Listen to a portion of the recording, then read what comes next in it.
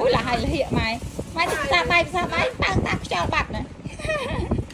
សុំសួរបងប្អូនមួយមើលបើសិនជាបងប្អូនមានត្រីរស់មួយក្បាលធំហ្នឹងតើបងប្អូននឹកឃើញយកទៅធ្វើម្ហូបអីគេត្រីហ្នឹងដូចជាទម្ងន់1គីឡូជាងសម្រាប់អ្នកទាំងនាងខ្ញុំត្រីធំអញ្ចឹងគឺថានឹកឃើញឃ្លានទៅស្ងោរជ្រក់ទេនិយាយមែនអញ្ចឹងថ្ងៃហ្នឹងគឺនាងខ្ញុំមកស្ងោរជ្រក់ត្រីរស់ជូនបងប្អូនទស្សនាជាដំបូងគឺនាងខ្ញុំចាប់ផ្ដើមធ្វើត្រីហើយគឺយើងកាត់វាកង់មកល្មមទៅហើយបន្ទាប់មកគឺយើងយកវាទៅលាងសម្អាតទឹកនៅមុខផ្ទះដោយសារតែដូចនាងខ្ញុំតែងតែបញ្ជាក់អញ្ចឹងទឹកនៅមុខផ្ទះវាស្រឡះជាងនៅក្រៅផ្ទះបន្ទាប់ពីយើងលាងត្រីរបស់យើងឲ្យស្អាតយើងសម្រោះវាទុកម្លាយទៅគឺយើងចាប់ផ្ដើមមកយកជីរបស់យើងទៅលាងជីទាំងអស់ហ្នឹងគឺយើងទុកសម្រាប់ធ្វើជ្រក់លើកលែងតែខ្ញីទេដែលយើងដាក់ស្ងោរជាមួយត្រីយកហើយជ្រក់ហ្នឹងគឺនាងខ្ញុំប្រើស្វាយខ្ចីផងប្រើក្រូចឆ្មាផងហើយលោកថាស្វាយខ្ចីវាអត់ជូរយើងច្របាច់ក្រូចឆ្មាថែមអញ្ចឹងនាងខ្ញុំចាប់ផ្ដើមលាងវាសម្អាតជាមួយនឹងទឹកស្ទឹងនឹង3 4ទឹកហើយស្វាយអីហ្នឹងក៏យើងចិតសបកវាចេញខ្ញីអីហ្នឹងក៏យើងចិតសបកឲ្យស្អាតដែរនាងខ្ញុំលាងជាមួយនឹងទឹកស្ទឹង3 4ទឹកឲ្យវាជ្រះជាតិដីជាតិធូលីអីហ្នឹងអស់ហើយបាទនាងខ្ញុំលាងជាមួយនឹងទឹកស្អាតមួយទឹកចុងក្រោយទឹកស្អាតហ្នឹងគឺយើងប្រើរៀងសំចៃបងប្អូនដោយសារតែមួយកដុងហ្នឹងគឺយើងដូរតម្លៃដល់ទៅ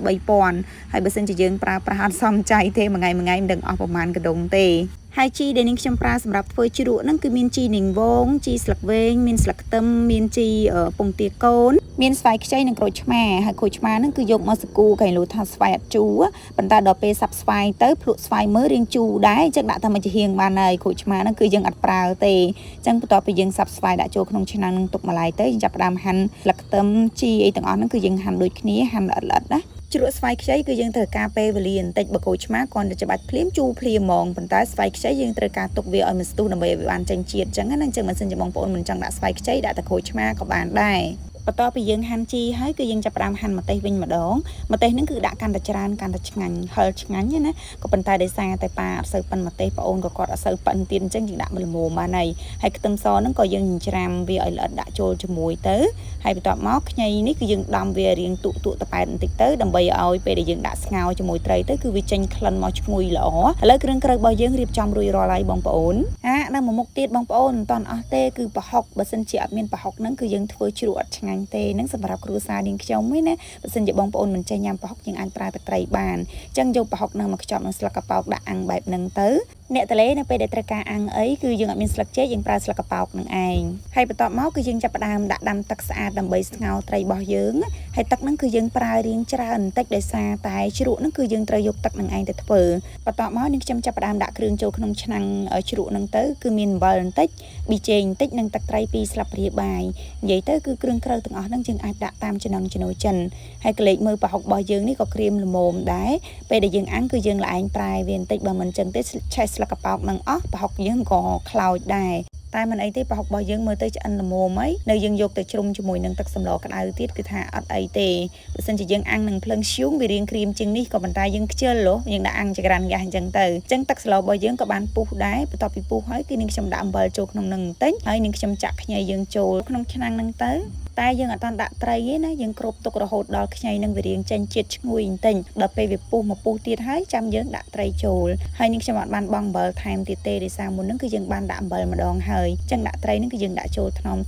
ពេលដាក់ហើយគឺយើងកុំតន់អាល់កូវាព្រោះអីចាស់តែងតែប្រាប់ថាពេលដែលស្លត្រីដាក់ហើយកូភ្លាមអាចធ្វើឲ្យឆ្អាបអញ្ចឹងណាគ្របទុករហូតដល់វាពុះមកពុះទៀតនៅពេលដែលវាពុះហើយគឺយើងចាប់ផ្ដើមកុំតន់អាល់ធ្វើអីវាមានពពុះអញ្ចឹងគឺយើងស្រង់ពពុះលើនឹងចេញទៅដើម្បីកុំឲ្យល្អក់ទឹកស្ងោរយើងហើយនាងខ្ញុំដាក់ប៊ីចេងចូលស្ងោរនឹងគឺនាងខ្ញុំអត់មានប្រើអីច្រើនទេគ្រឿងក្រៅប្រើតែអំបិលហើយនឹងប៊ីចេងទេអត់ដាក់ស្ករទេហើយស្ងោរប្រភេទនេះបងប្អូនបើសិនជាអ្នកដែលគាត់ផ្ដាសាយអត់សូវស្រួលខ្លួនហត់ទៅគឺថាឆ្ងាញ់ណាបន្ទាប់ពីនាងខ្ញុំភ្លក់រសជាតិល្មមហើយបាទនាងខ្ញុំយកទឹកស្លនឹងដាក់ចូលក្នុងចានប្រហុកនឹងទៅយើងជ្រុំចាក់ចូលនៅក្នុងឆ្នាំងជ្រក់ពេលដែលយើងចាក់ទឹកចូលនឹងគឺយើងប្រយ័ត្នដោយសារតែប្រហុកយើងមានឆ្អឹងអញ្ចឹងទៅខាញ់លោដោយឆ្អឹងដល់ពេលវាស្ទើរទឹកនាងខ្ញុំដួសទឹកស្លនឹងដាក់ចូលនិយាយទៅគឺយើងលៃលោករាវខាប់ល្មមរសជាតិយើងត្រូវការគឺជាការស្រាញ់